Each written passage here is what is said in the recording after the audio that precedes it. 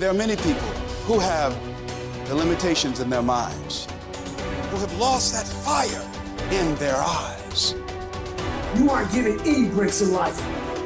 You make them for yourself. We are all being tested in life. And how you face that test determines the rest of your life. There's a lot of times where I don't know how I'm gonna move forward, but I ask myself one question: can you take another step? And that answer is always yes. Wherever focus goes, energy flows. So why don't we tap into that power now for your business and life? The part of beginning to get unstuck, you've got to decide that the behavior pattern that you have adopted doesn't work for you. You've got to change your strategies, and changing your strategy means reinventing your life, recreating you, and you have the power to do that. You want to take responsibility for your life. You can decide that you're going to change, that you're not going to be a wimp. I got me here, I can get me out of this, and I'm getting out. It's not easy reaching your dreams. It's not easy to achieve a happy and fulfilled life. It's not easy getting up every day, fighting, going through the daily struggles, getting rejected constantly, getting laughed at all the time, going through trials and tribulations, facing the pain of defeat over and over again. It is not easy, but if you do it, it is worth it. See, when people ask you, say, how you doing? Even if you're having some difficult times, say, I'm blessed and highly favored. Because anytime you wake up and you don't have a white chalk outline around your body, it's a great day. You got to tell yourself that no matter what gets in my way, I'm going to keep going. I'm going to keep moving. I'm going to keep winning. I'm going to keep surviving. It's everything that you want, because you went through that pain of that journey. It felt like he wanted to just knock you down and say, you know what? You can't do it. Understand that it's going to be trials and tribulation. That we'll have storms, but they will have sunshine after the rain. But that depends on you and how bad do you truly want it. Nothing in life will hold you back if you trust in yourself and you trust in the process. And at the end of this race, guys, you're going to be more capable. Through that effort, builds the character of the person you want to be at the end. Accept that. And so I say to you, it's possible you can live your dream. If it's becoming a diamond, if it's having more, it's achieving more, it's possible you can live your dream. It's necessary that you have a plan of action, that you're resilient, that you stick to, that you have the vision and never give it up, that you become creative and relentless and keep on coming back again and again and again, and that it's you that you got to take personal responsibility to make it happen. And when life knocks you down, jump back up and say, it's not over until I win.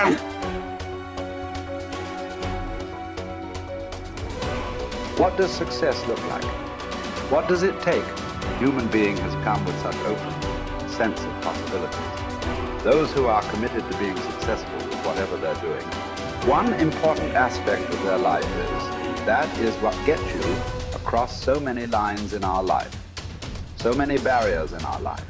This happened in your school, maybe later in your university, later in your work. It's happening to people, maybe not everyone, but to a whole lot of people. Their commitment to success is weak. They want to succeed. They will take 3 steps, then something little interesting happens here. They will go away here, they will go away there, they will go away there. Hey, I want to live. Their commitment to success is weak. Either situations around them in some way, situations can impede you from doing what you're doing very easily. Many times it happens to everyone. But when this happens, people weaken their commitment for their success. Maybe physically they'll feel a little weak. They will weaken their commitment to success. Maybe their emotions slosh around a little bit. They will weaken their commitment to success. So our commitment to success should not weaken because there is social drama going on, or physiological drama, or psychological drama. Whatever happens, your commitment to success should not weaken. That is what gets you across so many lines in our life, so many barriers in our life. So what does success look like? What does it take? Those who have been very successful, either in music, sport, art, business, spiritual process, doesn't matter what. Those people never know when they ate, when they slept, when they got afternoon rest. I have not seen such a thing in my life. So those who are committed to being successful with whatever they're doing, one important aspect of their life is they're not settling down where it's very comfortable. Because comfort will happen when they lower you to a very, very comfortable. Have you seen how comfortable they are? Once they're dead, if you throw them there also, they're comfortable. If you lower them, they're comfortable. Right now, it's about ensuring that there is profoundness of experience and there is impactfulness of activity. Because if they had given you a limitless amount of time, you could do all those things, nothing wrong. I'm not against it. But they gave you such a little time with such tremendous potential of being human. That's the problem. If creation had made you like an earthworm, I'm not saying there's anything wrong with an earthworm. It is just that it's a unipolar potential. It can only do that much. An earthworm is not thinking of climbing a tree because it knows it'll be picked up by the birds. It never has such aspirations. It just wants to recycle the earth. You know, it is beneficial to so many other lives, including us, but its objective is very clear: to eat and to reproduce and to die. Very clear objective, that purpose to fulfill he strives. I don't think he sleeps in the afternoon. I don't think so, because many afternoons I've seen earthworms. They were all vigorously active, but a human being came with too many potentials. Because of that, it needs a certain level of striving for a human being to forget about the world, to consider yourself successful. If your idea of success is you're doing little better than your neighbor, I call that sickness. That is not success. You are happy that your neighbor is worse than you. Is this sickness or success? It is sickness. But in some way, you feel fulfilled with what you're doing. Let's consider that as success for now. It doesn't matter whether you're better than somebody or worse than somebody. That question should not even come up in your mind. But in some way, you feel you're using yourself fully, and there's a certain sense of fulfillment in your activity. Well, if you're capable of just closing your eyes and simply sitting without any activity, that's fantastic. But you cannot do that. You cannot do that right now. In the states that you are, you can't simply close your eyes and become still. Instead of being busy, you will become preoccupied. That doesn't mean you're improving, that means you're regressing in some way. The problem about this success is people always making judgments. I did this, I did that, maybe this didn't work, maybe this is a mistake, that's a mistake. There's no such thing in life. See, at one time you were a monkey, all right. Hey, this is not me, this is that Englishman, you know. Charles Darwin said you were all monkeys. At one time you were a monkey just a brief while ago. Was it a mistake that you committed? That you were a monkey? Or was it just a certain stage of evolution? Was it a mistake or was it just a certain stage of evolution? Similarly, since you were born, because as a human being, you're born largely unformed, unlike other creatures. Other creatures, if their food is taken care of, they know what to do with their life. Because human being has come with such open sense of possibilities, you come unformed. You don't come fixed. You have to fix yourself. Different people throw different types of balls at you. From all over, your parents, your teachers, the school, the neighbors, and society and the world throws all kinds of things at you. To gather all this muck and make something worthwhile out of yourself is your business. That's your success. It doesn't matter whether somebody thinks you're worthwhile or not. You feel you are a worthwhile life.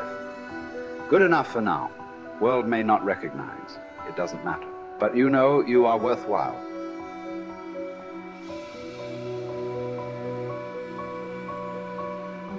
It's hard to say what the soul means metaphysically because, say beyond the confines of a single human being, we do have this sense that the soul can expand itself into something that's greater than it has been. It has this capacity for growth. And we do have the sense that the soul can expand itself to the point where it's enlightened, for lack of a better word, that it's working as efficiently as possible to transform everything that's unnecessarily painful and malevolent about the world into what's positive and good. And that it does that as a consequence of confronting the world with courage and truth. And I think that's right. And I do think that means that the soul participates in something eternal, which is the attempt of being itself to transform what's unnecessarily painful and malevolent into what's good, and that human beings actually do participate in that, and that that's part of the reason that our ancient tradition insists that we're made in the image of God. And I think that it's a mistake to underestimate the importance of that, because I don't think that you can live a life of sufficient profundity to protect yourself from being corrupted by suffering and malevolence without adopting a responsibility that's commensurate with that set of ideas. I think that you either orient yourself upward, to the star above the horizon, and try desperately to improve the structure of being, or you work at counter purposes to it and make things worse. I don't think there's a middle ground. In fact, to the degree there is a middle ground, it tilts towards the negative, because people who try to occupy the middle ground generally try to accrue the benefit, let's say, without adopting any of the risk. And that's not acceptable, not helpful. So that's a soul to me.